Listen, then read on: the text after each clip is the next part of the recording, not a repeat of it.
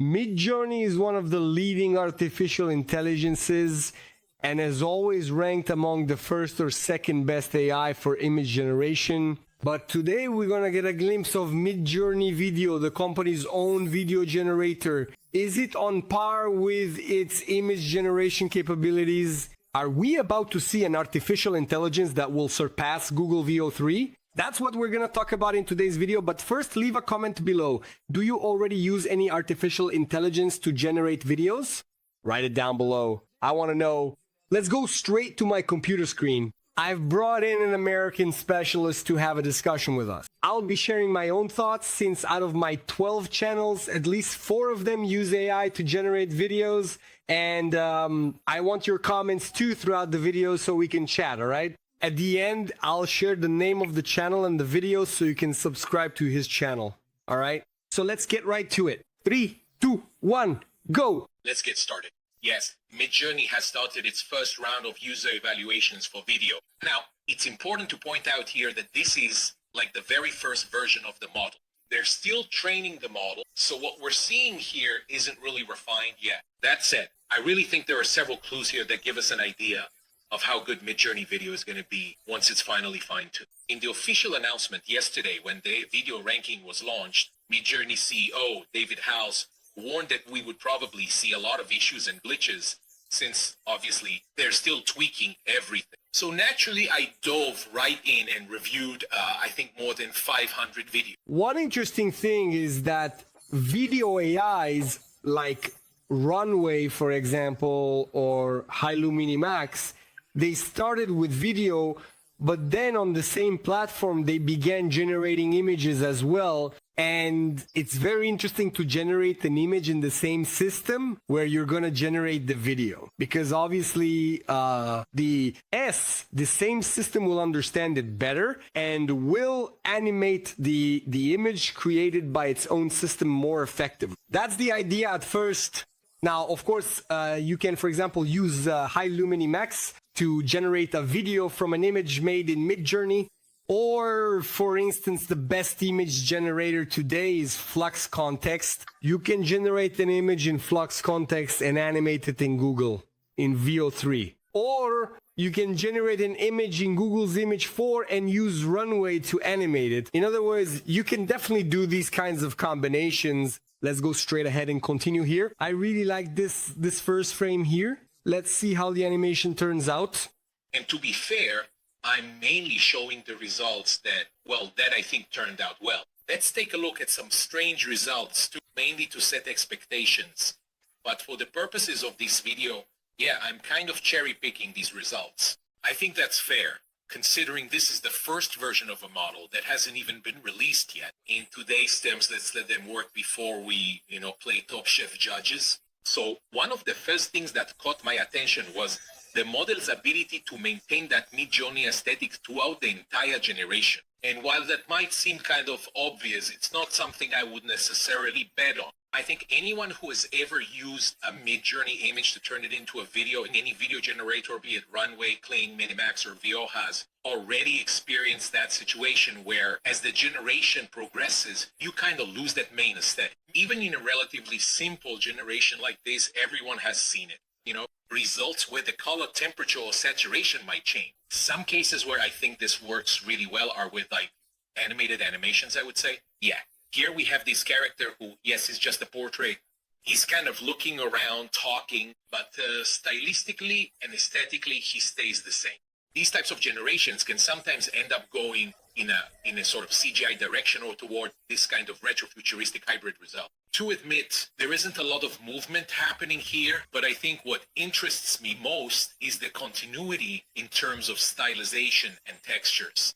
Yeah, that's what I noticed too. Yeah, the style is consistent, but as for the movement, it's basically way below the level of something like a Halumini Max, for example. But of course, as he said, this is just the first version, but they'll need to move quickly if they want to grab a share of the market, especially since when it comes to images, they've already lost to Flux Context, which, by the way, I made a video about here on the channel, so check it out later. It pulled ahead of Midjourney, and honestly, by a wide margin. what were the top 3 again? Midjourney, ChatGPT, and now Flux has taken the lead. Actually, I really think that if Midjourney's video model has a superpower, it's going to be for animation and anime style visual. And that doesn't mean it can't produce cinematic and realistic results like we see here in this video of someone who, well, clearly learned a very valuable lesson about cooking with propane. And yes, that means now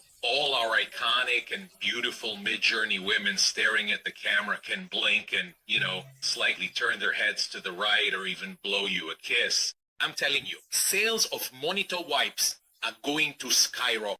The realism is amazing and the Midjourney style is unique. The thing is, it's still a bit slow. It doesn't feel natural yet. Maybe if you increase the speed a bit in your editing software, it might work better. Anyway. By the way, one thing I wanted to point out about the girl blowing a kiss here is that the teeth look really good in the Midjourney video.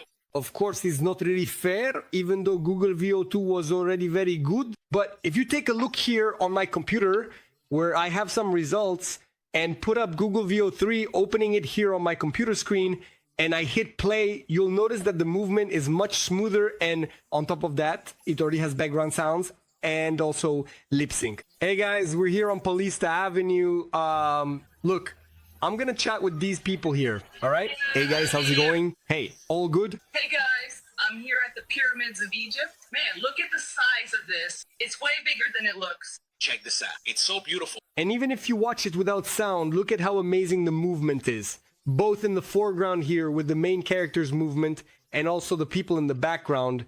Because most artificial intelligences put the main character in front and kind of forget about the background. So it ends up hallucinating, like people coming out of other people or a car going forward while another goes backward. And here, as you can clearly see, just how impressive Google's VO3 version is. But it's important to note that VO2 was already quite advanced and capable. However, this is actually the very first version released from Midjourney, so we really have to take that into account as well. Let's get back to the video here. It's going to blow up. By the way, one thing I wanted to point out about the girl blowing a kiss here is that, the teeth look really good in the Midjourney video. In some recent models, we've definitely seen some mouths worthy of the great book of British smiles. But no, it looks like Midjourney really nailed the teeth here. Another thing I really wanted to highlight is the hands and fingers. It's very good with hands and fingers, which is actually kind of surprising. Is it perfect? No, it's not.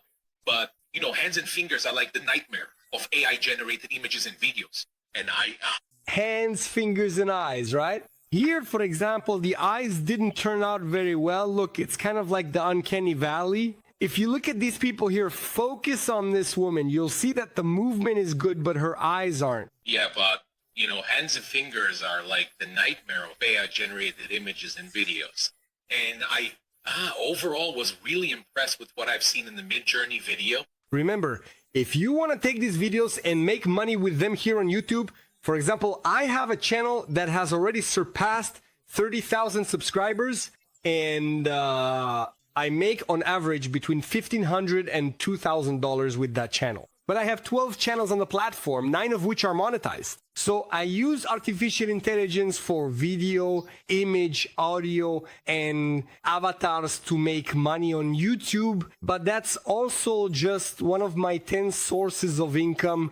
And I teach all of this to my mentees in my mentorship program, Master Monetization with Artificial Intelligence. If you're interested in taking your business and implementing artificial intelligence, or creating a business from scratch if you don't have one yet, let's stop making meme and entertainment videos and start making money. And of course, you can have fun in the process, okay? I'll be very happy to help you. Continuing. One point where I think the Midjourney video really stands out is in those 360-degree spins. I've definitely seen a lot of those. I think this also shows a unique aspect of generating video natively in Midjourney. Specifically, if you try to take an image from Midjourney and do like a 360-degree rotation in another video model, many times that other video model has to invent what it can see. And often those aesthetics might not match the ones from Midjourney. And there's a lot of talk about Midjourney's ultimate goal of becoming a world simulator, like a full holodeck. And I really think that's also evident in this model. And I brought a video about the combination of using a video AI in. That example, it was VO3 with Unreal, which is an engine for creating extremely high quality games. Games on the level of the latest generation of video games. Now, you could once, Midjourney advances, further take it and build worlds by combining it with Unreal's technology. So, if you're interested in creating cinematic films, short films, animations, or games, watch this video. I'll leave some recommendations for you at the end, right here on my side, up here on the right, okay? Watch it because it's really going to be worth it. Continuing. There are a lot of interior scenes and drone images, and I have to say, these things look really good. It doesn't just look like those generic stock footage shots. It really does have that special Midjourney touch. Another thing that really surprised me was the camera movement and the energy in the scene. I don't know why, but I kind of expected the Midjourney model to be a bit more static.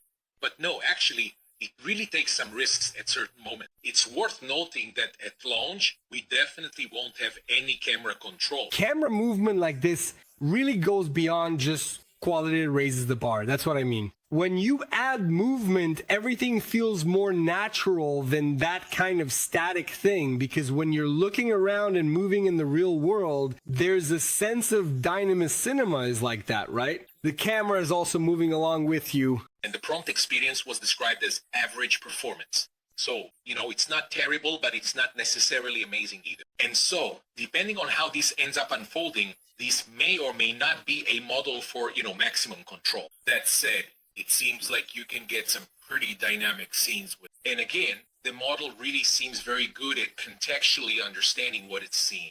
For example, we have this video here of a woman wearing a mask with another face on. And the model doesn't get confused and doesn't animate it. I really like the hair texture.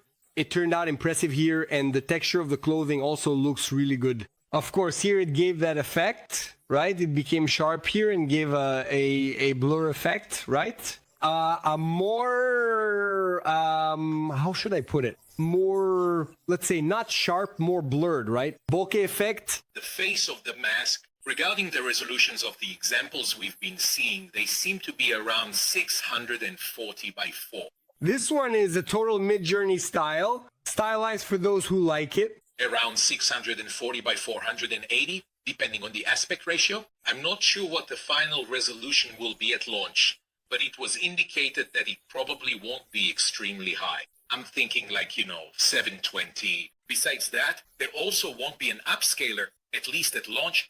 This and all of this is to keep costs low. We'll get back to talking about cost in a minute. But, regarding upscalers, David Otto mentioned that actually you can always bring your own upscale. About the Midjourney video model, there won't be text to video, which makes sense. I mean, it's Midjourney. You're already generating images. That's exactly what I said at the beginning. Midjourney is a reference when it comes to images. So why would you need text if you're already using text to generate images? Now, with other artificial intelligence applications for generating for sound and video, you actually can. With Runway, you can do text to video. Google V3 can do text to video, and so can High Luminamax. So it's just an option since it's already a reference for images, right? So it could be a strategy, but never say never, right? That said, you'll be able to bring in your own external images and generate with Midjourney. So that's pretty cool. Overall, I have to say, I don't think it's exactly news that, at least from a perception standpoint, Midjourney seems to be in a bit of trouble. And in terms of I think in the general conversation, the video model has been seen as a decisive moment. Because what happened? Midjourney lost its #1 position with the Flux contest. It was already on the same level as ChatGPT and the regular Flux, which is Flux Dev, Flux Realism, Flux Pro. So it already had competing models at the same level, but it was always there among first, second, or third place. But then the Flux contest came along and blew everything away because Midjourney is really bad with character consistency. He can't easily repeat the same character. Since people want to make videos with short films, movies, animations and so on. You want the protagonist to be the same character. Midjourney really fails at that, right? So it needs to improve in that area and also release a good video generator that could bring its name back to the top. But I don't see how it's going to be able to make good videos if you can't get character consistency, because we don't want different characters. We want to tell the same story. Comment below what you thought of Midjourney video. Do you believe in it? Are you rooting for it? Do you still think Midjourney is the best image generator? Leave your comment below, and remember, if you want to keep going and check out those V3 versions as well, that thing about V3 with Unreal for game creation, I'll leave these videos here for you. Stick with me here. I'll see you in the next video in these right here. See you soon.